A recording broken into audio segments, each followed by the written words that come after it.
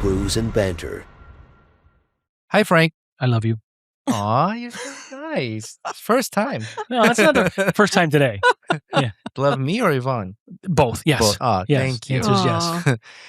Yvonne, welcome to the studio. Thank you so much for having welcome me. to the podcast. Yeah, It's I'm excited. First time, right? Have Yes. you done any other podcasts before? I have done several. Excellent. So you're a Yeah. professional. You know what you do. Introduce yourself and we'll jump in. Well, from there. my name is Yvonne Conte. I grew up in this area. I currently live in Baldwinsville, and I love this little town. Uh-huh. I am a keynote speaker for major corporations across the United States and Canada, and I've written 9 books. But this book, Behind Her Smile, is the first time I actually wrote about myself. Okay. My other books are business related because my topic is humor and Uh-huh. how it affects us. Okay. So, they're kind of books I sell at my conferences. Mhm. This, we will get into those as well. yeah, I do want to know more about it. This is, But so this one's all about you. it is. I mean, look at the similarity, though, right? Yeah.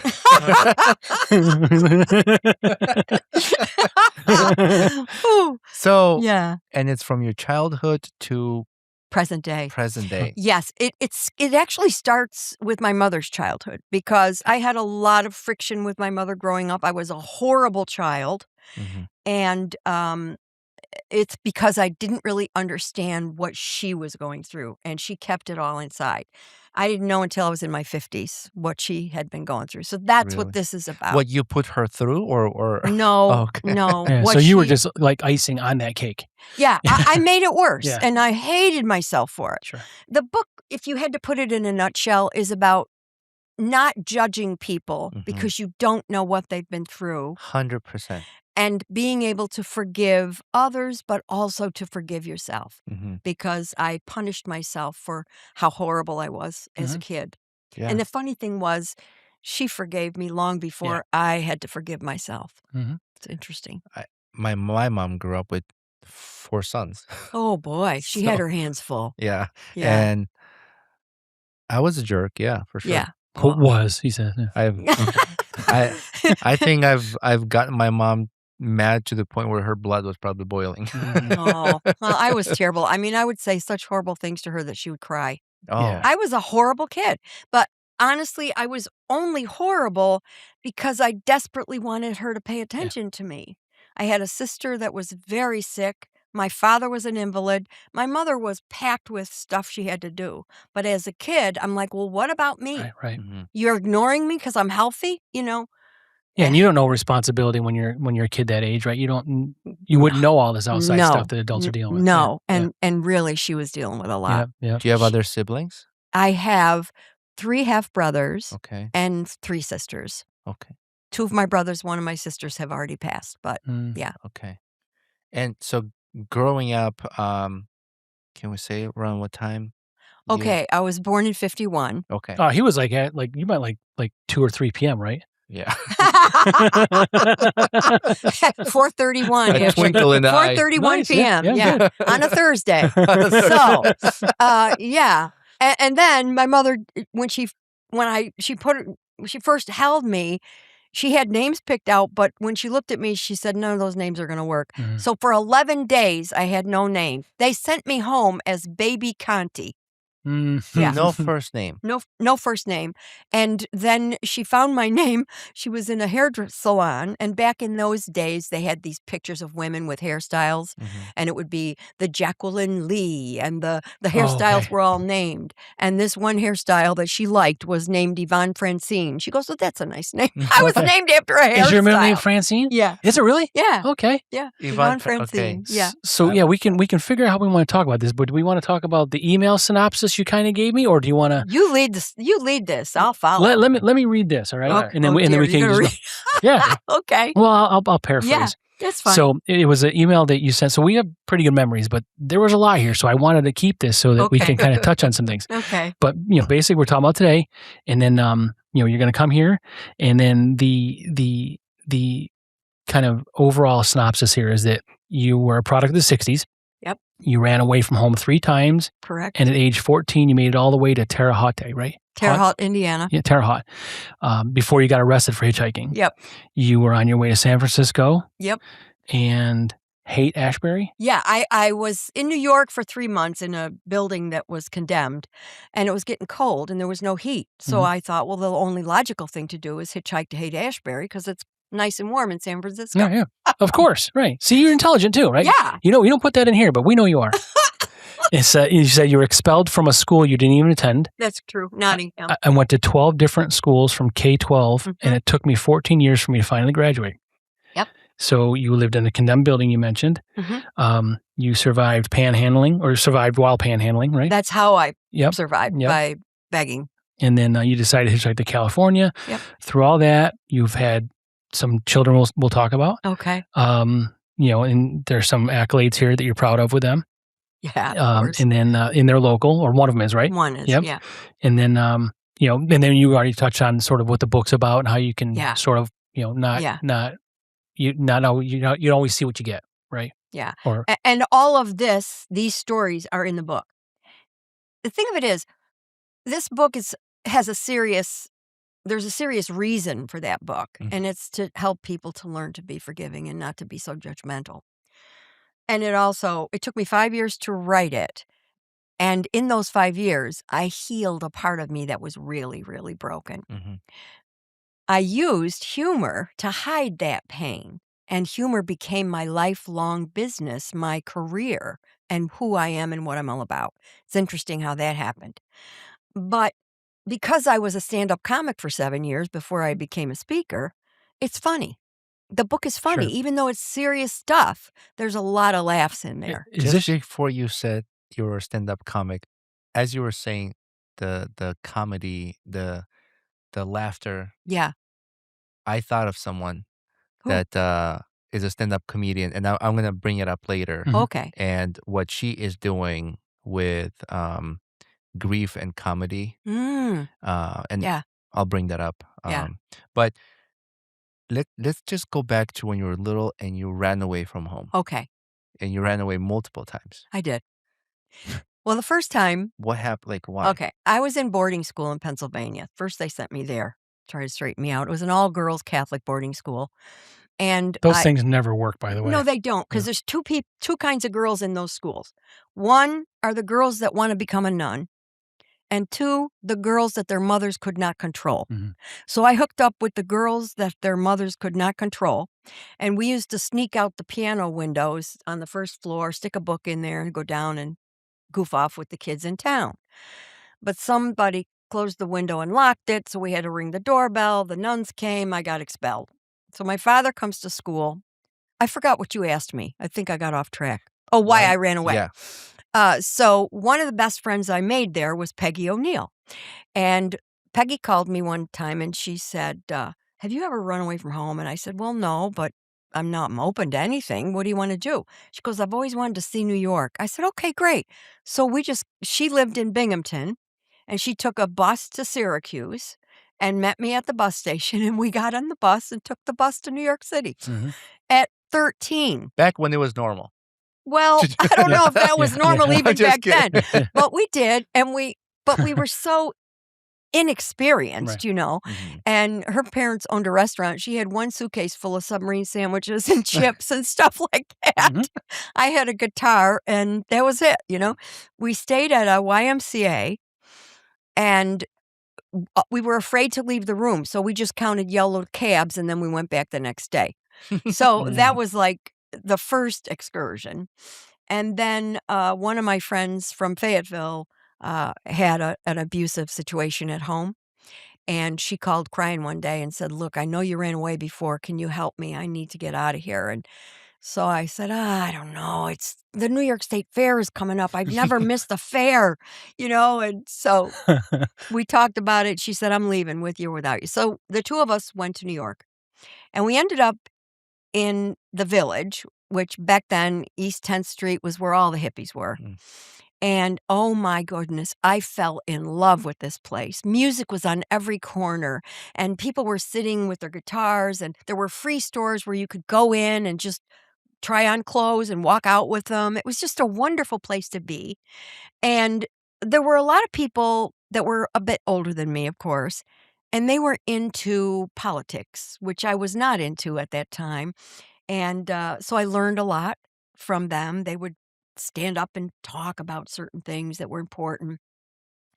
So it was just a world I was excited about because I'd seen it in Look magazine and I wanted to see it in person. Mhm. And here I was, Still at 14 years old or that range or At 15? that point, I was probably 14 yeah. or 15, Mhm. maybe 15. By the time I got arrested, I was 15. Okay. Yeah. Good. So you made that milestone. Yeah. You made it to 15, right? Yeah. Yeah. And, I never ran away from home because I didn't like my home. I ran away from home because I wanted to see something. I wanted to learn. I was very curious as a youngster. I just wanted to see things that my parents would never allow me to see. Mhm. They were very strict Italian people. I never got to go to parties unless I would jump out the window and go, but I never went with their Right. blessing, Yep. you know? Yeah. But I always went when Yeah. I wanted to go. I went, The curiosity was the drive. Yeah. I saw Haight-Ashbury in Look magazine. I saw East 10th Street in Look I magazine. see. I wanted to experience it, Mhm. and I did. And I was in New York for 3 months, and then we hitchhiked with truckers. Can you imagine that I'm still alive? Right, yeah. When I think about that now, I think, was I so ugly that no trucker even wanted me? How could that possibly have happened? Not true, by the way. If you look at the Yeah. pictures in the book, Yeah. that's not true. How sweet you are. Yeah, I Yeah. looked. But You it's did. definitely a different world now with Well, of what- course. Yeah. If my daughter did what, Oh, yeah. even a tenth of what I did, I would have been a nervous wreck. Sure. Yeah. So So you ran. That's how many times you ran away. There was another time after that's this. Yeah. twice, and then and then I went to Philadelphia. But I only went, and we went to Asbury Park first. I wanted to see the shore, and Mhm. we don't stay long. We came back. So yeah, Mhm. Yeah. But again, it wasn't because. Oh, here's the thing that really got me though. When I went with my friend from Fayetteville, her parents put out a 13th state alarm looking for her. My parents did not report me missing. Oh. Okay. Well, how does that do to a kid? Right. Come on. They're like, she'll get hungry. She'll Yeah. come back. No, they're like, where's Yvonne? Oh, she's visit her grandmother in Pennsylvania. She'll be back. right, yeah. You know? So when you first got arrested, what was that for? Hitchhiking. Okay. Yeah. Well, we were almost to Terre Haute, Indiana. We were on an off ramp. We had our thumbs out. The cop stops us. There was two of us. I hooked up with this other girl along the way. Her name was Kara. She was from Hershey, Pennsylvania. Mhm. Smelled like a chocolate bar. And Could be she really did. Could be worse. And we both got put in jail. They put us. They took us down in the basement, and some woman gave us a bath. That was Yeah. really awful. Sure. And then they put these outfits on Mhm. us, and we were in separate cells. And they kept trying to get us to tell us who we were and this and that. And I said, they can't keep us here forever. What the hell? They're not going to keep us here till we're old and gray. Yeah. They got to let us go. Don't tell them anything. Yeah. But she caved, and she told him, and her father came. But I got to tell you, when her father came to get her, she had told me all along that she left home because her father was kind of a snake, and he always had a lot of sleazy girls around and all that. And I thought, it can't be that bad. No parent would be like that to their kids, And when he came to pick her up, I almost cried because he looked sleazy and he had this bouton with him. Yeah, And this was yeah. at what age? I was probably 14. Yeah. 15, I mean, to yeah. recognize that at that age. Yeah. Oh, Yeah, nailed it, right? I saw that, Yeah. and I thought, oh, I have no right leaving home. Yeah. I have such a good home, I don't get along with my mother, but what 15-year-old kid does, Right. So then I finally told who I was, but I said, don't call my father. Mhm. Let me call my father, because if you call him and say, I have your daughter and she's in jail, he'll have a heart attack. Mhm. And he's got heart trouble. So let me tell him, okay, no problem. We're just going to check your ID. They didn't. They called him. I never got to call him. So that upset me. Mhm. But Daddy came, and it was a situation where the first floor was where they had their desks, and then you went up the stairs, and 3 cells overlooked this I see. office. Uh-huh. So I was up there, Daddy, and he went like this. Oh God, and I felt so bad, but I just couldn't wait to hug him. I missed him Yeah, so yeah, much. Yeah. Was the ride So- home quiet? we flew home. And he talked to me. He said, "You got to be nicer to your mother. She's going through a lot. For me, please, for me, be nice to your mother." Mhm. He just begged me. And I Mhm. thought, why? She's so mean, this and that, But yeah, I could see now that I know, and I don't want to tell the big Yep. secret because it would ruin it for the reader. Yeah, Mhm. yeah, yeah. But now that I understand what she was going through, I now understand what my father was trying to do, Mhm. But you So, also learned a little bit about how much you appreciated home after seeing this other girl's father pick her yeah. up. So there's a little bit of There's a little bit. Yeah. Yeah. I, when my publicist persuaded me to write this, I said, "What am I going to write? I'm going to write a memoir. I've never been raped. There's no drunks in our family. Nobody ever got, arrested for murder. There's Mhm. nothing. What am I going to talk about? There's no drug abuse. And he goes, "You'll think of something, plus plus Was it's, he Italian? yeah. He was, Plus it's yeah. tough to write when you're Italian because you use your hands for everything. Oh my gosh, yeah. As you can see. Yeah. As you can see. Yeah. Yeah. That's funny. Sounds like an Italian. You'll think of something. You'll think of something, yeah. And I originally I was going to write something else altogether. I was upset with a family member who mistreated another family member, so Mhm. I was going to expose. And I started writing it, and immediately I thought, no, what good is that? Yeah. What You're good is writing that? through anger. Well, yeah, yes, Yeah. yes. Yeah. So I kind of worked through that anger, and I just started journaling. And oh my goodness, I'm telling you, 5 years. If I never sell a book, it was still worth writing Mhm. that book Mhm. because it changed me completely. My daughter said, "Ma, you're a different person than you were 5 years ago." After writing it. Is this the most recent publication of yours? Yeah, Yeah. Okay. it Yeah. just came out. Yeah. Okay. Yeah. And it's I feel at peace. Mhm. I feel at peace with my parents, with the way that my life was. I feel at peace with all the terrible things I did. Mhm. I feel at peace with how things ended. It's just it's an amazing thing to be able to write from your heart for 5 years. Yeah. You won't believe what you uncover. And to keep coming back to finish it. Yeah, every morning Yeah. I wrote. I wrote for Yeah. 3 hours every morning It's for amazing. 5 You years. found Wow. peace with it. That's important. That Big that time. part because Yeah. to go through so many years, Mhm. and I don't know what you felt, guilt, anger, I felt mix of invisible. emotions, Mhm. invisible, and then to have that book be like the gate to finding that peace. Peace. Yeah. I Yeah. can see how it could change a person. As a young person, and even into up until 50, till I found out the secrets of the family. Last year. Yeah. I felt invisible in front of Mhm. my mother. I felt like she really didn't see me. She didn't know me.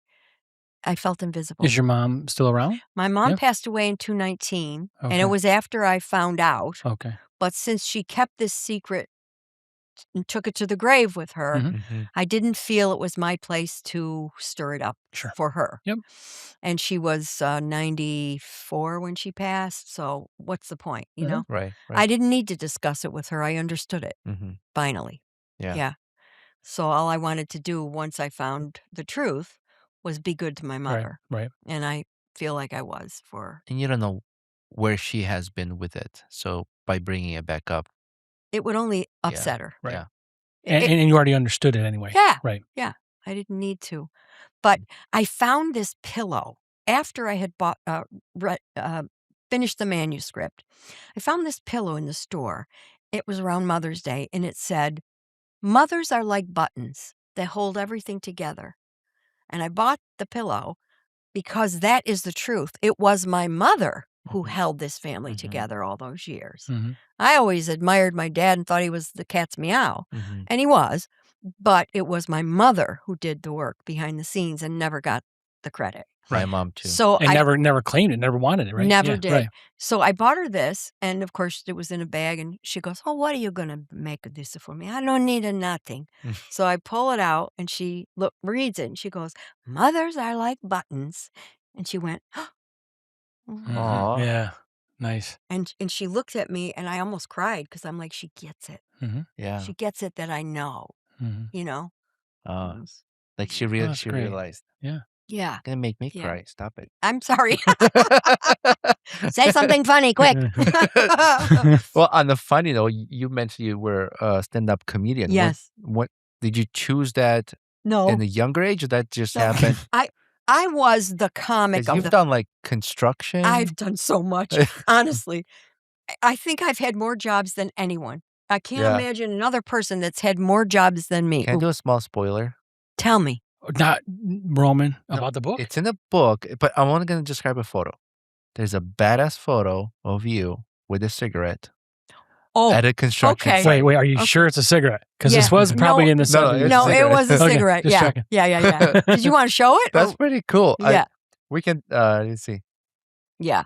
That's what I was. I was a card-carrying union carpenter for several Okay. years. Mhm. That's how Card carrying? What is it? I was a union. Union member. I Yeah. was Oh, a like union. registered. Yeah, Okay. yeah. Card carrying meaning like you're I registered. had a union Okay. card. Yeah. Yeah. I went to apprenticeship for 4 years and well, actually, I went longer than 4 years. It's supposed to be 4 years, but because I was a woman, they made me go longer. Mhm.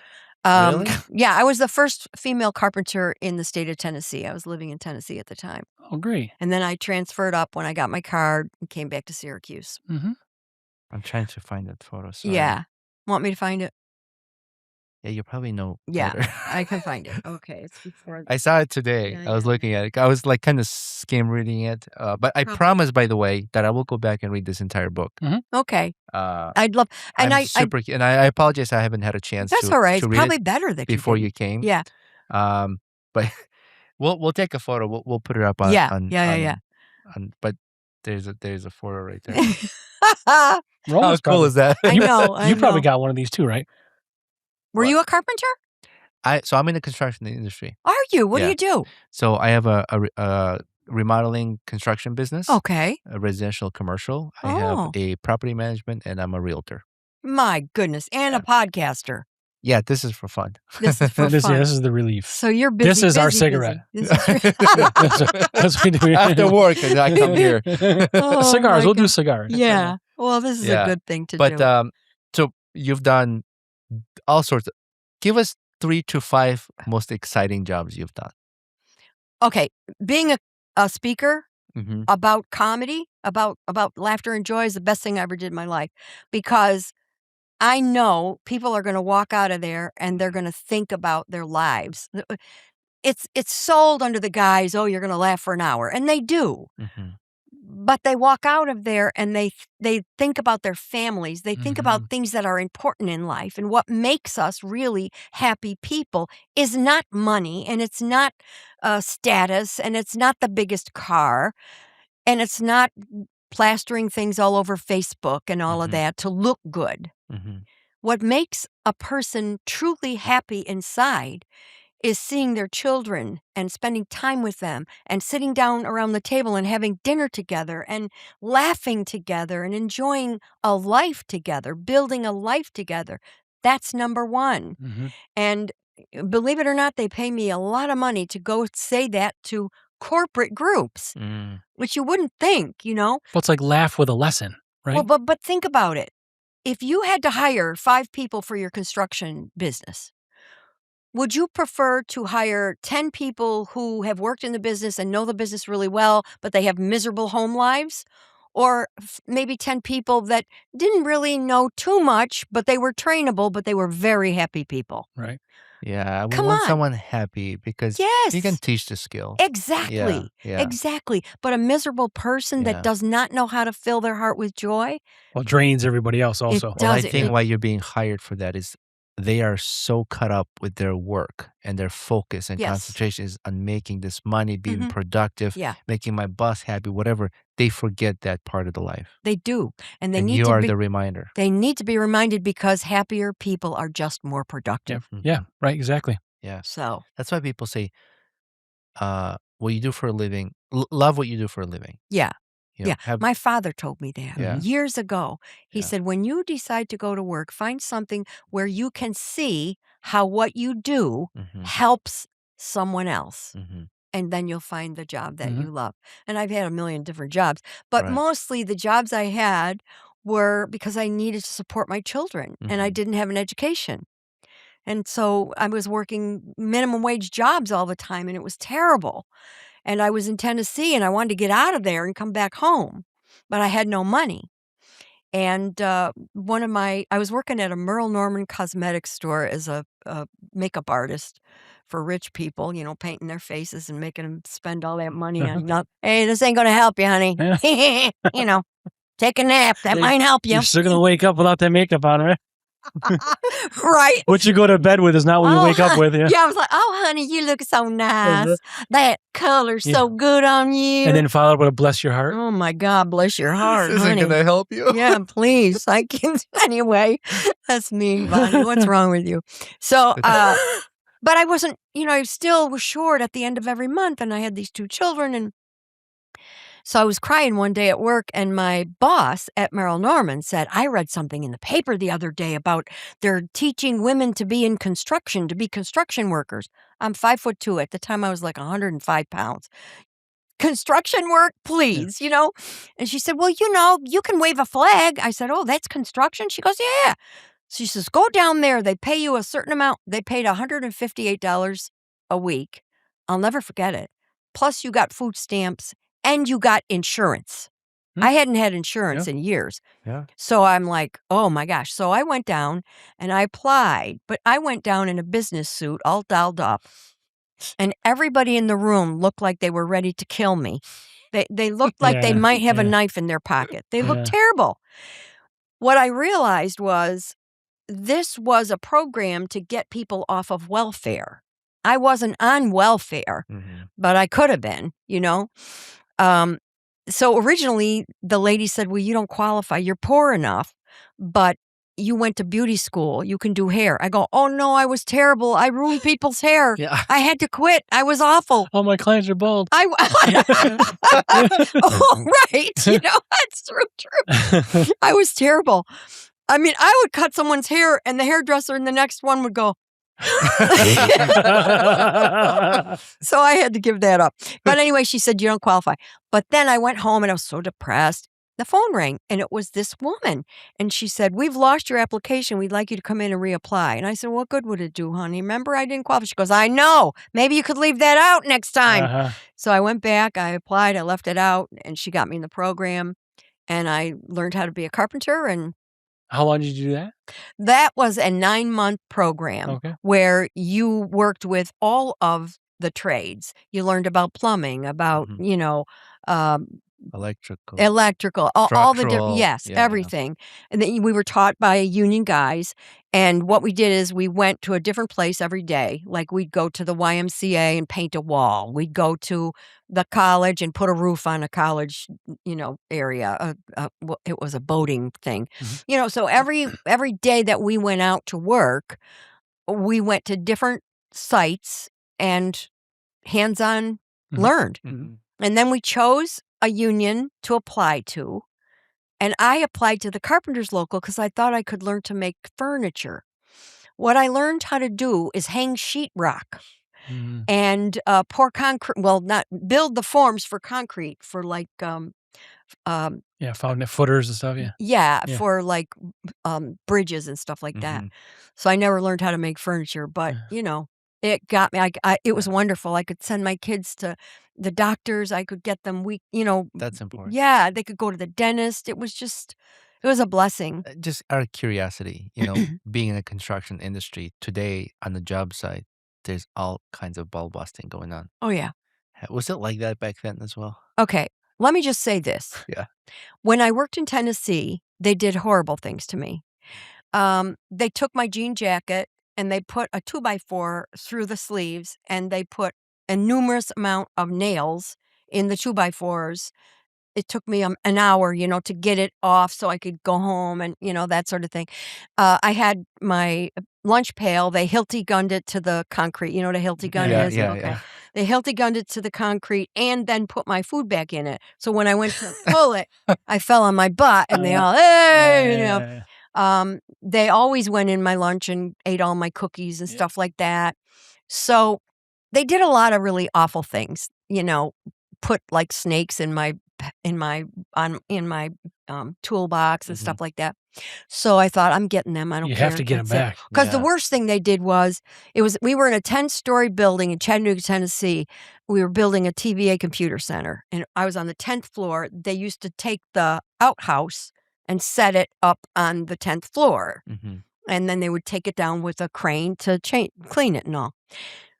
Whenever I went in there, I had to, what was it? I had to take my crowbar with me because they would nail me in. I see. Mm. They would lock me in.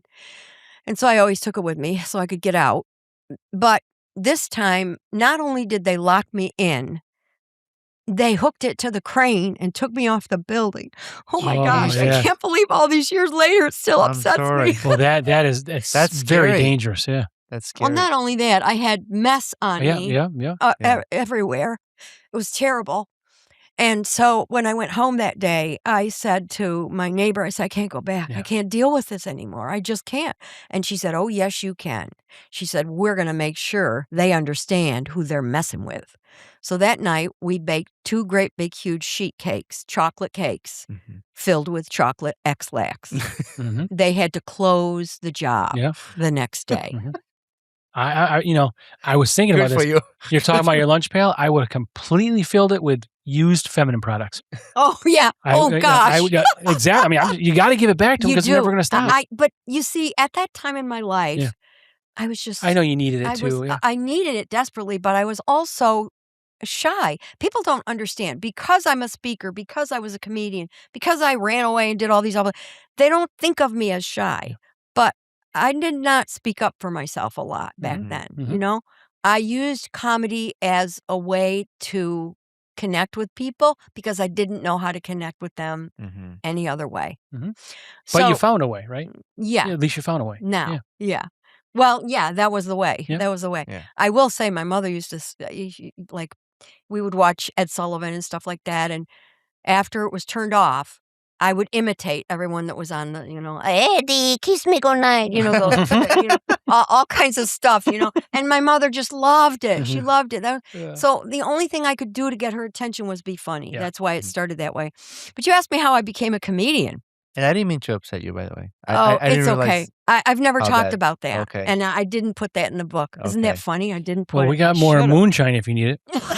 Yeah, there's still some left there. Bonus Yeah. Bonus That's salute. right. Yeah, absolutely. for sure. Oh, that is something. So you asked me how I became a comedian. It was not. I never thought that could be a job. I was selling telephone systems for TelPlus Communications. That's how I supported my children once I came back to Syracuse. And the company was purchased by Siemens Corporation, and they moved the whole operation to Boca, Florida. And my daughter and son were in high school. I had just bought a new home, and, my roots were here, and I thought, oh, I'll get another job. But it was at a time when we were in a recession. Nobody was hiring salespeople, Mhm. and I had no other skills. And I was in tears one day, and I was at the kitchen table, and I thought, what am I going to do? I got to support my kids. And my son Johnny was about 16, and, oh, Mommy, what's going on? I told him, I said, I don't know what I want to do with my life, John. I would like to go to work somewhere where I could enjoy it. And sales is the only thing I know, and it's just selling products. It's not, And he goes, Mom, you should be a comedian. I said, oh, Johnny. And he goes, no, Ma, you're really funny. You should do that because then you would enjoy work. And I'm thinking, okay, just go to your room. You know what I mean? How do you become a comedian, from Syracuse, So that week I had to go visit my investment counselor because I needed to know where I stood. How long can I survive? And he said, you got to get a job. You got a lot of money going out. You got no money coming in. You got to do something. I said, what am I going to do? I have no skills. He goes, well, you're pretty funny. Did you ever think about doing stand-up? I said, oh my gosh, my son said that, Mhm. So he goes, yeah, you're pretty funny. He goes, just a minute. Maybe I can help you with that. He turns around, picks up the phone, and calls Bruno Sharippa, who owned Wise Guys Comedy Club Oh, yeah. Yeah. on Bruce Street and Yeah. down on the boulevard. I had never heard of him. And he's talking to him, and he goes, what are you doing Wednesday night? And I said, nothing. He goes, all right, she'll be there. Okay, great, goodbye. And he hangs up. He goes, I got you a spot. on Wednesday night. I said, a spot of what? Uh-huh. He goes, a spot on the stage. I said, doing what? He goes, stand-up comedy. I said, I don't know how to do stand-up comedy. He said, just tell your stories. You come in here every week with a funny story. Just tell your stories. Yeah. So I wrote a 1 hour talk with all my funny stories. Mhm. And when I got there, Bruno says, you got 5 minutes. I go, till I go on? He goes, no, you got 5 minutes. And then we're going to hook you. Go be funny. Yeah, go be funny. So I had to reduce that Right. hour Oh, man. to my 5 best minutes. But that, quite honestly, is the best thing you can do, because when you are doing stand-up, you have to condense. The best thing I can say if anyone wants to be a comedian is to minimize everything. Like, write out your funny story and then take out every word that is not necessary. Mm-hmm. And then you'll find it's so much better, Mm-hmm. To be concise and to just hit it, And so I got a standing ovation the first night I went out. Wow. And that just did it for me. Mhm. I have to say that the laughter that I got from the audience that first night, it's the same that I get from my audiences now. It's like a warm hug. Mhm. It's like, oh my God, they get me. They see me. Yeah.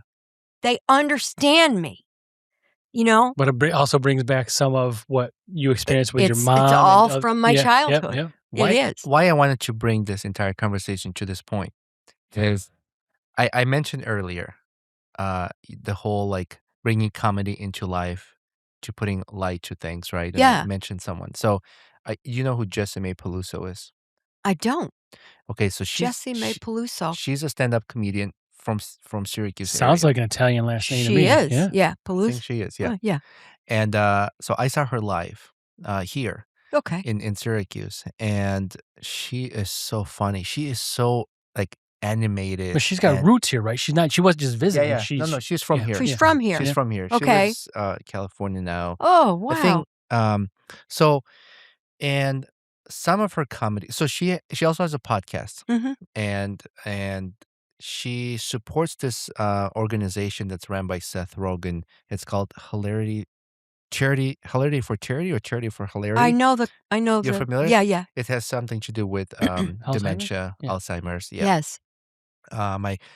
And so Jessime Peluso during her show was talking about Alzheimer's and struggles, and how you got to kind of add comedy to that. Absolutely. Yeah. And to deal with grief. Yep. So comedy and grief. Yeah. So this is like what her podcast is about. Oh, wow. And some of her show stand-up that she does. Yeah. And I've lost my grandmother. She dealt with the same Mhm. disease. So, and I support the movement. I've Sure. donated whenever I can. And we Yes. reached out to Jessime, and hopefully things work out and we'll have her on her. Oh, that would be so great. But I thought of her immediately when you were talking about adding comedy to deal with things in life. Yeah. It saved me. Yeah. It saved my life. Yeah. And I think what she's doing is great. And are you still performing? Oh, yeah. I mean, Comedy? You still? not as a stand-up. Okay. Well, I am a keynote speaker. I'm funny for an hour, but I have a mission. Yeah, I see. Yeah. Right. Yeah. So, but there's humor included in Of that. course. Right. Yeah. Oh, I wish I could have seen you. You want to do another comedy stand? Now, let's make a phone call. Let's call this guy. We'll tell you got 2 hours and you only got 3 minutes. You right? have to come hear me speak one time. Yeah. Listen, there's some of my jokes, I laugh harder than anybody because they're so, to me, they're so funny. I have one about, I'm a divorced woman. I didn't want to be divorced. I would have rather been a widow, but he fought me on that too. I love that. My kids aren't crazy about it, but I love it. We got dirty jokes. I got all kinds of dirty jokes. Yeah. Just weird stuff. I've never. That's good. No, I know, right? Yeah. To me, that's just hysterical. And I talk a lot about, I talk a lot about my Italian heritage, and I'll say, I come from a very large Italian family. I have 9 sisters. Well, 3 really, but then that one's got 6 personalities. You never know who's coming. Yeah. So things like that. Yeah. And I get into a story. I use some of my stand-up to get into the stories. Mhm. And it's I think served you'd be me great well. at like voiceovers. I used to do voiceovers. Did you? Yeah, I think you'd be great, like a cartoon character or something. Oh, yeah. well, no, I never did that. Well, I don't know. I was a who the voice. fuck am I, right? I did voiceovers for like AAA. I was their voice. Yeah. You know, What did you do? Give us a clip. Like a funny thing? No, or no, like no. like the accent. Yeah. No, you know, for ships, press 1. You know, that stuff. I was thinking that thing. if you want to be like an Italian, like a little Luigi character. I cannot be anything you want. I cannot talk this way. Right. I could be Southern. I could be anything. Can you be Armenian? I could try. I have to spend time. Yeah, you have to spend time. Or like an audio book, right? Yeah. Yeah. Maybe I could do an audio book with my book, and when it comes to you know, the people that have accents, that's right. Yeah, maybe because some companies that publishers, some publishers don't want the writers to read it audiobook. They want to hire. They hire else. others. Yeah, and I don't know why. I don't know why they do that. I think that's ridiculous. Yeah, I think the first option should be the writer should have an opportunity. Yes, and if they turn it down, then yeah. But personally, I like to have a book in my hand. I live in a condo. There's so many books in that little condo. I can't part with them because I'll read them over and over and over. I have every book that was ever written by any comedian. Anything for comedians, by comedians, about comedians. It's just something I love reading about. And for years, they would say, people go into comedy because they have hurt places and, you know, they're sad or they've had some trauma. And people have interviewed me over the past 30 years and said, was that why you, I said, oh no, I had a perfectly fine childhood. I had no problems at all. Those fumes don't affect me. Yeah. I mean, I didn't see it myself, you know, but I think a lot of people are that way. They lean on a certain thing to get them through and they don't realize that maybe you need to go under that and fix what's underneath. Right. Yeah. That's true. Yeah. How many years did you do stand-up comedy? 7. Oh, it's all right. That came out of me. It's all right. Yeah. He had a good lunch. Yeah. I hope that was lunch. So I find this in a lot of stand-up comedians. The things they talk about during their act. Yeah. It relates to so many people. Like we all experience this. We relate to it. But our day-to-day, we don't laugh about it.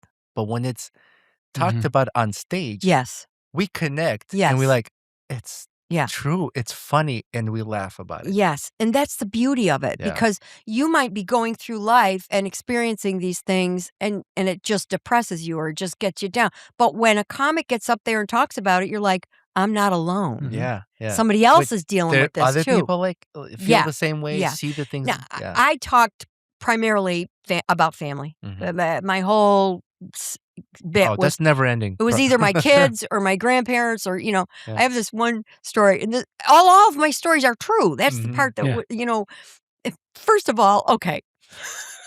I went to visit my great uncle. Yeah. He was 100 and my father was 85. It was just before he passed. My father had had strokes and he couldn't talk. And my uncle, he was in good shape. He just couldn't hear. So I'm trying to help them talk to each other. One can't hear, the other can't talk.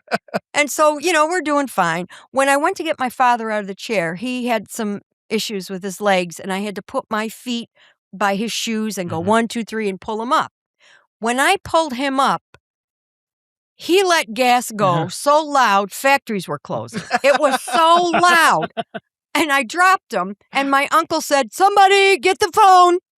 Now, I mean, come on. You can't write that. I cracked up.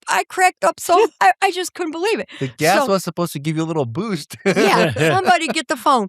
He thought it was the phone ringing. That's how loud it was. Oh, my God. So I happened to, I was supposed to be on the radio that morning to promote a show that I was doing at Wise Guys. So on the way there, I was with Bruno, the owner, and I told him that story. He goes, oh, you got to say that on radio. I go, no, I don't think I better say that on the radio. I don't want to offend anybody. In fact, if you're saying no, then that means yes. No, I don't want to, you know, so I said no. Soon as he got on the microphone, he goes, Vonnie, tell him what happened when you went to Frankfurt. Oh, God, you know. So I tell this story. after I was supposed to go take my mother and father to the bank. So I go to my mother's house. She won't let me in. I don't like you talk everybody about me on the phone. Oh. You tell everybody in the city of Syracuse your father fart.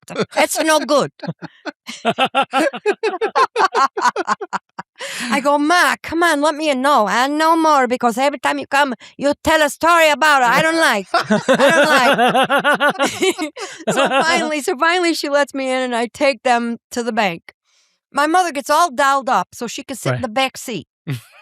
We go in the bank. She don't come in. She's just in the back seat. We go in the bank, and Daddy never goes to the counter. He always goes to sit down with the lady, you know?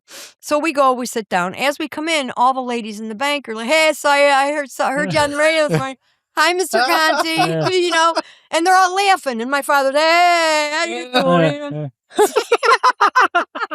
He has no idea what happened. You just did a Robert De Niro face. How these people love me, man. I didn't mean to, but anyway. So that was my father. That was my father invitation. So we sit down, he does whatever he had to do, and we go to leave. And my father is so happy that everyone in the bank recognized him. He gets in the car and he goes, my mother goes, what happened in the bank? Nothing, Mom. Nothing happened in the bank. My father. And this is how he communicated, right? And my mother's like, Frank, what happened in the bank?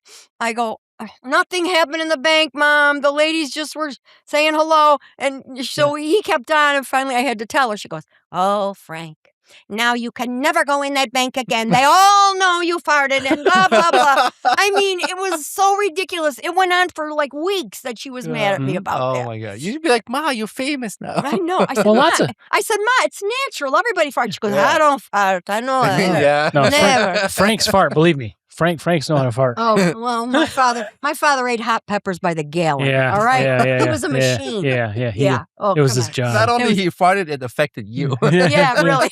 Factories closed, she said. Yeah, really. Oh my gosh. So, that's the sort of thing, if you pay attention to your children, if you pay attention to the old people in your family, you will always have something to talk about. Yeah, for sure. Always. That's why one of my favorite comedians is, because I haven't heard you, but I'm sure you'll be hilarious, is George Carlin. Yeah. Oh, yeah. Yeah. He would just take the reality truth and turn it into comedy. Yeah. Because we all feel that way. We just don't express it. Well, we don't laugh about it. Presentation and yeah. Well, if you look at my journey, I learned a lot about business because I had to sell in order to support myself. I learned a lot about timing and the audience, how to react, how to control the audience, all of that. I learned timing and how to write and all when I was a comic. I learned that. And then I fell into this. Somebody asked me, come and speak about humor in the workplace. That's how I started my speaking. Yeah. And then it just blew up. It took off like crazy. But from each job I had, I learned something that helped me today. And I am a firm believer that we are put on this earth. We all have a mission. And sometimes it takes us a long time to find out what that is. But all along the way, you're learning, you're gaining tools that will help you with your ultimate once mission. you find that mission. Yeah, I truly believe that because I see it. If I look at my life, especially writing that book, I had to go through my whole life. And I'm like, wow, you were in training the whole time and you didn't even know it. Yeah, so. With these talks you do at corporations, how often do you get someone to come up to you and be like, hey, thank you, that really helped me? Every time. Every time. Every time. A couple of weeks ago, I was in Cape Coral, Florida, and a woman came up to me and she said, can I hug you? They all hug me. I always end up coming home sick because they all hug me. Manage. So they all hug me. So she hugged me and she was crying. And she said, my son passed away 6 months ago and I have not laughed since. And I can thank you for helping me to laugh a little bit today. It's really such I mean, come on. Come on. Yeah. Laughter is really such a healing. It's totally human. Yes. Feeling. Yes. Right? Yes.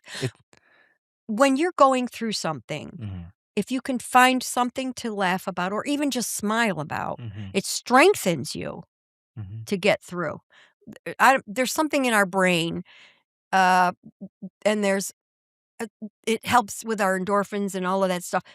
Chemically and medically, laughter is good for you. Yeah. It affects 16 major organs in your body in a positive And way. it's free.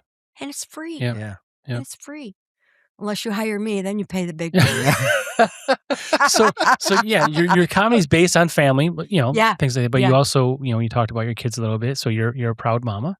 I am. I have 2 children, John and Aubrey. Aubrey actually owns Witty Wicks in Camillus. It's a candle shop. Yeah. But let me tell you something. She started making candles in her basement, and then she would take them to the regional market, and she worked her butt off just getting her name out and being kind to people. I think the reason she's so successful is because she's probably one of the kindest people I've ever met. And then when it's genuine, it makes so much more of a difference. Like Yeah. if you're a used car salesman, like you're gonna be nice because Yeah. you want to sell a car. Yeah. But if you're a nice person, she's just generally. Yeah. Listen, she donates. Oh my God, she gives so much to the LGBTQ community, to Hope for Heather, which is a cancer research. She helps anybody. I mean, she's just. Sometimes I say good to her, person. "You got to slow down, Aubrey. You can't say yes to everybody. You got to take care of yourself, But she's just a good person. And then my son John plays 11 instruments. Yeah. He's got 3 bands. Wow. And he also works in a school, and he is he's given one child each year that is, I don't know what the correct word for it is, but one time it was a blind girl, another time it was a I can't remember, but different, that have some kind of issue. Yeah. And my son sits with them in the class and helps them to understand what's going on and walks through the school day. That's what he does all Is he day. local? nice. Is No, he- he's in San Francisco. Yeah. Okay. But the most compassionate person I Sure. ever met. Yeah. Unbelievable. Mhm. He used to drive me nuts because he would catch flies in the house and let them out. I'm like, Yeah. they sit on poop. Yeah. They're yeah. filthy, And he'd say, "Mom, it's someone's child." Yeah. Oh my God, Yeah. Yeah. But so much patience he Yeah. must have for sure. He's got, When I go to visit John, I go to San Francisco. All we do is hike in the woods. He tells me what kind of flower everything is, what kind of tree, why this is good for the environment, blah, blah, blah, It's just amazing. And he used to live in Arizona, and, he would tell me everything there is to know about Arizona. He's just an interesting young man. Well, good kids, He's for sure. 50-something. So is Aubrey. But they're not kids anymore, but they're my kids. They're your I'm kids. 50-something. Oh, well, I'm still a child. so I could be your mama. That's There you fine. go. You better behave. Yeah. That just means I'm going to Oh, get an you're Italian gonna get snack. it. That's all. You got that right. I got a wooden spoon in Yeah. my suitcase over here. Yeah. They do that, but then they give you like spaghetti. Today, Right, like- you better watch out. Yeah. My mother used to say, "Are you hungry?" I'd say no. She'd go, "Sit down, I'll make you something." Oh, Yeah. yeah. I'd say no. Yeah. My Doesn't matter. goodness. No. I had I lived in Boston, and I had a lot of Italian friends. You cannot go in an Italian family and say no to food. That's right. It's prohibited. Well, it's rude. It's rude. It's just rude. Yeah. Yes. I have this friend, and his name is Rosano. I'm not gonna say his last name. Because there's a lot of those, right? Yeah. So many Rosanos out there. I'm thinking of a few myself. Rosano makes homemade wine, and it's his passion. Oh, nice. And he would live in the small apartment in Boston, and everywhere you can think of, in shoe cabinets, in coat closets, and Mhm. cupboards, there's a bottle of wine. Yeah, of course. I never left his house without at least one bottle of wine. Nice. Ma- What is his address? Yeah. He's not there anymore. No, okay. But I worked in a town. It's Little Italy, North End in Mhm. Boston. Oh, okay. That's where Paul Revere's house. I actually worked right next door to Paul Revere's Oh, house, cool. and it's like a little Italy. Mhm. I came out of the subway. I ran into Rosanna's sister, who was getting married, and I just started talking to her. I was like, "Hey, Mhm. you're excited? You're getting ready for your wedding?" And we're just talking on the way out of the subway. I'm walking to work. By the time I got to work, Rosanna was like, "You talking to my sister?" I'm like, Oh, "How did you know?" oh, Somebody please. saw it Come on. Yeah. right away. Rosanna, Yeah. who is this guy talking to your sister? Passing notes Oh through my pizzas god. and stuff. Yeah, Yeah, that's great. it's like little Italy. I mean, Yeah, people playing backgammon on the sidewalk with that's wife beaters beautiful. on. The That's beautiful. balconies are, Yeah, it's yeah, I miss Boston. yeah. Well, Um, I have spent some time in Southern Italy, with my family there, and I'm telling you, they know what happiness is. mhm. Yeah. They know what real joy is. They know what is important in life, and they live a much quieter and Slower pace, right? slower Yeah. paced life. They take the whole month of August off every year Yeah. to sit at the beach. Yeah. I said, "What are we going to do for the month? We're going to talk. Yeah, Maybe we have something to eat. Yeah. It's all right. and a longer life. Relax." Yeah. Hmm? Well, they might live longer. There's a lot less No stress. stress. Less No stress, stress. yeah. Yeah, Right. no stress. And organic food, like everything's fresh. Everything is in the garden. Yeah. Yep. Like grappa. You're familiar with grappa? Yeah. Yeah. Yeah. Yeah. I'll tell you what, if I didn't have my children here in America, I would move to Italy and Yeah. live with my family there because they're just so happy all the time. You know? I know someone here who bought a house in Italy as a Yeah. vacation home. Yeah. Yeah, I would it's love to close do to the that. water, and Yeah. that's awesome. Yeah.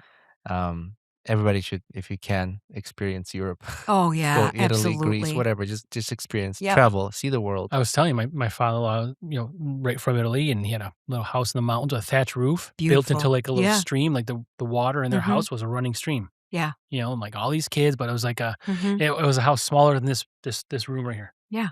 But that's just what they did. It was Yeah. one little bedroom there, and everybody else just shared this a big ass fireplace. Yeah. Mhm. I was in the car. Of course, the cars are like little clown cars. They're Yeah. just real tiny. And it was two of my cousins in the front seat, husband and wife, and three children in the back seat, and then a cooler full of all kinds of stuff to eat and drink, Yeah. and the umbrella and all the stuff that you have to take to the beach. We were going to the beach. It was August. It was very hot, and they don't have air conditioning, and the roads are really small. Mhm. So this car in front of us stops, turns their car off, and goes into the building and waves at us. I said, "Salvatore, what the heck is he doing? Doesn't he see us sitting here?" He goes, "It's all right, relax. He's going to see his mother. He will come out. We just wait." Can you imagine Yeah. here in the United States? Yeah. And I'm thinking these kids are going to explode in about 5 minutes. Yeah. They're going to start screaming. Yeah. You know what they started doing? Singing. They were singing. The kids were all singing Mm. together. And By the way, that happens Yeah. in Boston. It's Yeah, it's called that's double good. parking. Oh, double park. Yeah, okay. Yeah, we'll stop next to the on the Just road, park. and they're gonna run in there, grab a cup of coffee, come back. Yeah, yeah. So if it's a 2-lane, you're just gonna have to wait and pass. Yeah. Well, that's not what I'm used to Yeah, here, of yeah, course. Yeah. But I couldn't believe that guy did that. And then my cousin finally went, "Yvonne, relax. Bella vista." And he points to The this view. beautiful view Yeah. of olive trees. Yeah. Mhm. And honestly, I sat there and for a minute, I inhaled, I exhaled, I looked at this beautiful view, which I would have missed had we not had to stop. And in a yeah. few minutes, the guy comes out, he gets in his car, off we go. Right. It's just like, oh, and then another thing, they have running water in the house, but it's not drinking water. Mhm. Right. So every morning, the kids in the family, there's 3 of them, take empty soda bottles, climb up the mountain to get water in the mountain Yeah. before they even have breakfast. You imagine telling your kid, "All right, Jack, you got to go climb that mountain, get Oh, some yeah. water." Yeah. Yeah, right. Yeah. Can I bring my iPad with me? Right, exactly. Yeah. Right. Yeah. Yeah. When I was a kid, my grandparents had a house in this village. It's in the valley of 2 mountains. And same, when we would go there in the summertime, Yeah. you had to go get fresh water to drink. Yep. The water that was coming in was not, Was not drinkable. yeah, it was, I mean, like, first of all, we wouldn't put up with that. yeah. You know, Yeah, we're instant we gratification. got to have everything. Yeah. Yeah. We're so spoiled. Or we'd be like, I don't have time for that. yeah, Yeah. yeah. Uh, But we are a spoiled community. Mhm. We really Yeah. are. Well, American have culture everything. for sure. Yeah, Yeah. American. Everything's in a rush, The and that's just, convenience. Yeah, yeah. that's why our country is so fat. Everybody's Yeah. just stressed. They Well, want now to they're eat. And all it's all bad now food. they're all on pills and they're Yeah, going to yeah. lose their weight. I don't know Yeah. how healthy that is, Yeah. but Well, and that's it. Like we Yeah. don't get to. People don't want to take the time to. I exactly. mean, there's people that they want their garden and things like this, but there's so many of us that the Yeah. majority of people just want instant stuff. You go buy it, and you may say organic is probably not, Mhm. but you want, like in New York City, they buy food every day and they Yeah. eat it. Yeah. At night because their refrigerators are tiny. Yeah. But Here That's we right. buy, And my cousin's refrigerator Yeah. is like what we have, for our drinks. yeah, that's what our beer. Yeah, your cousin's Exactly. refrigerator is our beer fridge. That's it. Yeah. That's it. Yeah. And I was like, how does she feed a family of 5 with this little refrigerator? But you're right. They go to the Yeah. grocery store But every day. they don't have time to play the other fuck around games like computer stuff and like Yeah, their yeah. priorities are And you know what's the basics. what I really loved when I went there and saw how they were? This family of 5 are constantly touching one Right, another, right. constantly petting, Yep. on their children and all. It's just such a love. It's such a wonderful thing to see. And the touch projects feelings. Yes, it's important. Yeah, It's important. I tell my grandsons, I say to my grandchildren, you have to hug me. I live alone. If you don't hug me, I'll die early. It's true. Except when you do your talks. That's And you're sick, don't hug her. Yeah. Yeah. That's called Italian Yeah. guilt. And my grandson Jack, that's Italian guilt. And I go, no, I need to be hugged. Yeah. And I make him hug me. Yeah. Well, you said Yeah. there's endorphins. There's all kinds. I mean, it is a Yes. feeling, but there's It's a chemical It's true. It's a reaction. as well. dopamine. Yeah. Part of Dopamine, Yeah. Yeah, Out of we've had lots of comedians on, and You have? That's Maybe even not wonderful. lots, right? But we've Yeah. a local guy with some other people they travel. yeah, with. I what's know his most name? of the local guys. What's This his was name? Young guy. Dan Frigolette. Dan Yeah, Frigolette. Young kid. I've known him. Yeah. I'm Young kid. not. I think he's not from. real. I think he's from Bonesville. He's not like Yeah. one of my best friends, Yeah, but yeah. I know. Yeah. You know what the thing about the comedians in Syracuse? The comedians that I used to work with back 30 years ago, Mhm. okay? We meet every year because a lot of them are now out in Los Angeles, but they come back for the holidays, for Christmas with their families. And we get together and we have breakfast together the day after Christmas every year. And they never forget to That's invite me. fantastic. You know what would be amazing? That's great. Maybe we can host this somehow. Oh, have them all here. Your generation comedians Yeah. and the new generation comedians Oh, get together. that's a cool That idea. are from here. Yeah. That would be That's a nice. very and cool share some idea. stories. Share and, some Yeah. stories. Well, we could do something like that, but just call it a comedian convention or Yeah. something. You know what the Yeah. hardest part of that is? You get 10 comedians in a yeah. room. They all talk at once. They all I want to tell my joke first, you know? But that would be perfect. We just have like one camera and just record it all. It's not. It's not even about everybody doing Yeah. a skit. It's No. more like, hey, let's just get No. together, Everybody yeah, together, yeah, yep. yeah. socialize. And if someone wants to get on stage, Yeah. we know someone here. Mm-hmm. They got a comedy club here. Oh, good. Maybe we'll use that as a venue. And then Maybe. if somebody wants to jump on the stage, and that's when Excellent. everybody Excellent. shuts up. Well- or everybody gets 5 minutes. Yeah. Well, actually, I'm having a book launch party in Rochester at the Comedy at the Carlton, which is their comedy club there. And they're a bunch of my comedy friends from years ago are coming. They're going to roast me. Mm. So I cannot wait Uh-huh. to hear what that's going to be. But Okay, that's gonna when be is fun. this? It's June 5th. June 5th June in 5th Rochester. in Rochester. At, Comedy at the Carlton. okay. It's the comedy club in Rochester. And it's a book launch party. So we're going to have have a party. I'm going to talk about the book. Is this on schedule? Is this being publicized? Like, Um, how can people find this out? Okay. Is there tickets? It's Who can- free. Free? It's free. People can just come and People watch. can just come.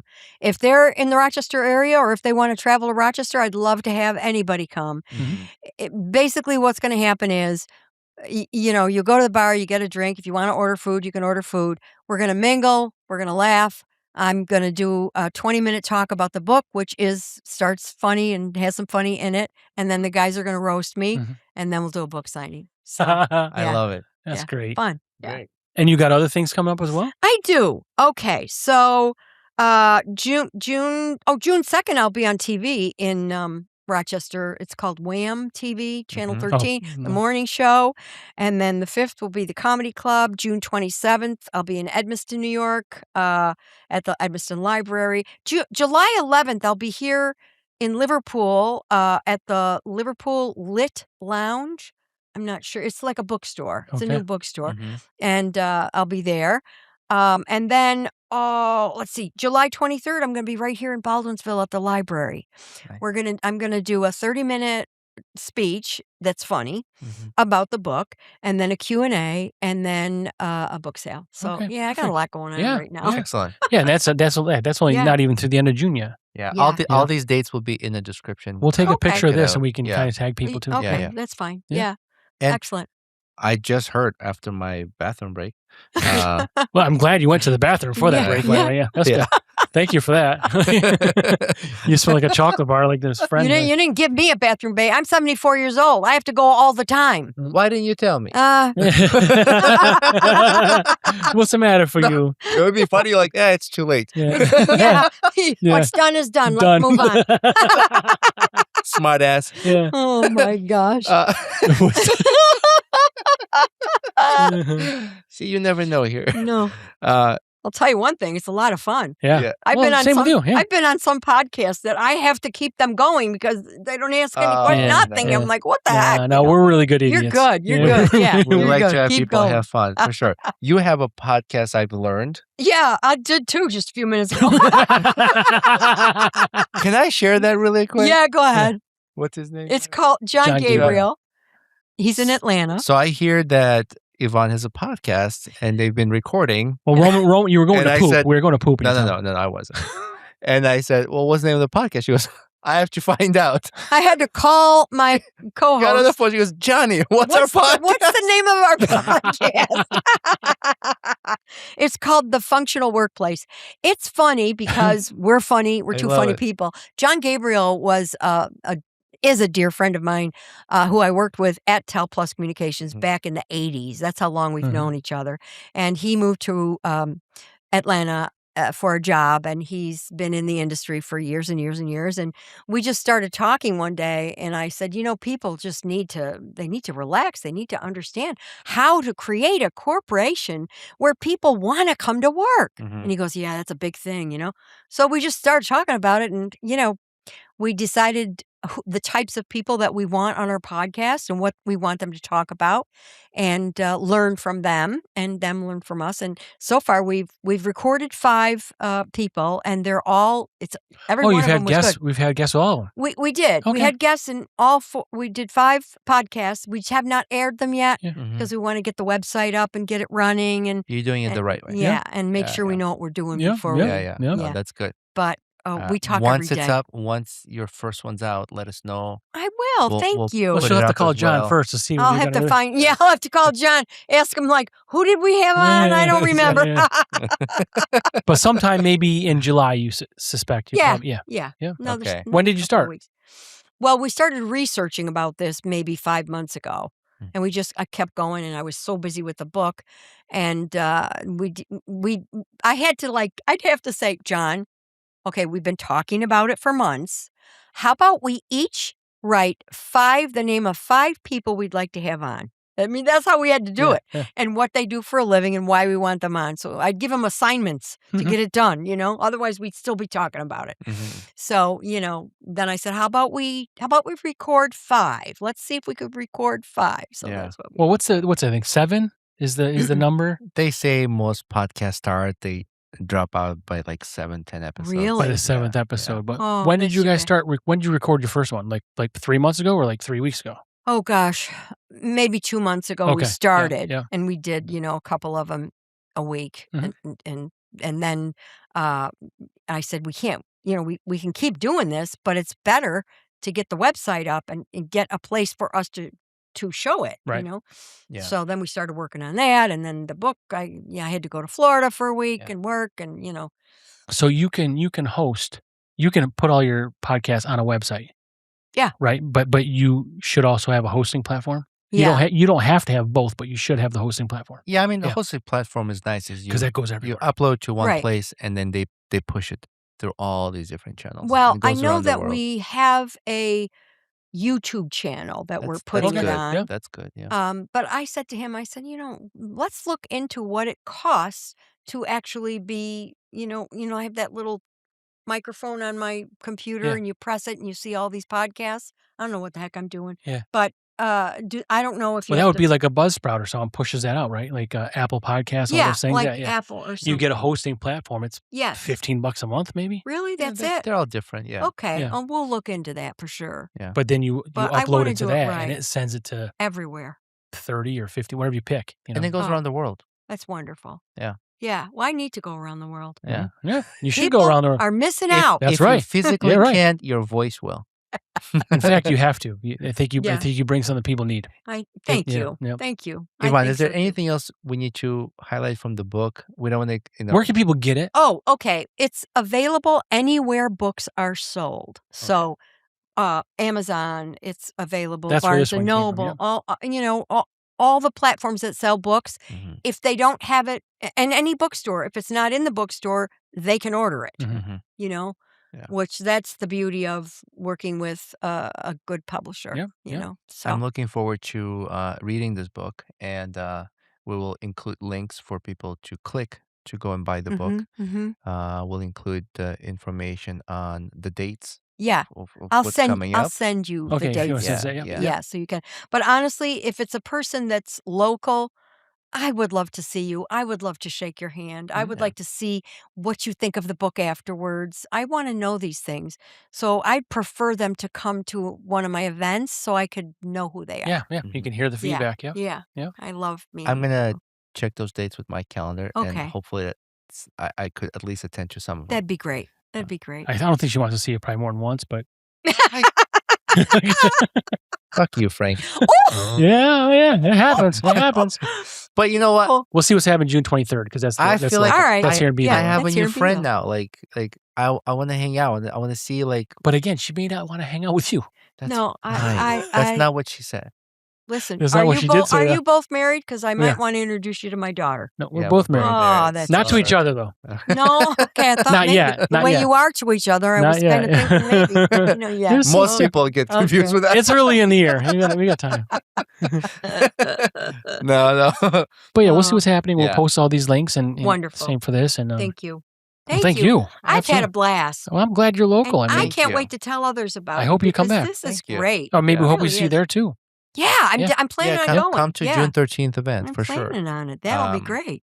Well, on that note, please visit your either local store or go Yes. online to buy Yvonne's book. Sorry. Yeah. Do you have your own website? I do. Okay. It's Yvonne, YVONNE dash CONTE.com.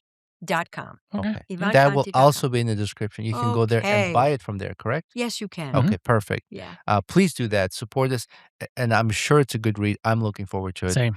I feel bad a little bit. I didn't read it before the show. That's Plus, it's all not right. a fat book like these ones that you got to Yeah. spend a lot of time. Yeah. Because I fall asleep when I read anybody's book. Let me tell you something. You won't fall asleep. Yeah, yeah. You won't fall Is there a asleep. lot of up and down emotions there? In the book? Yeah. Yes. Okay. Yes.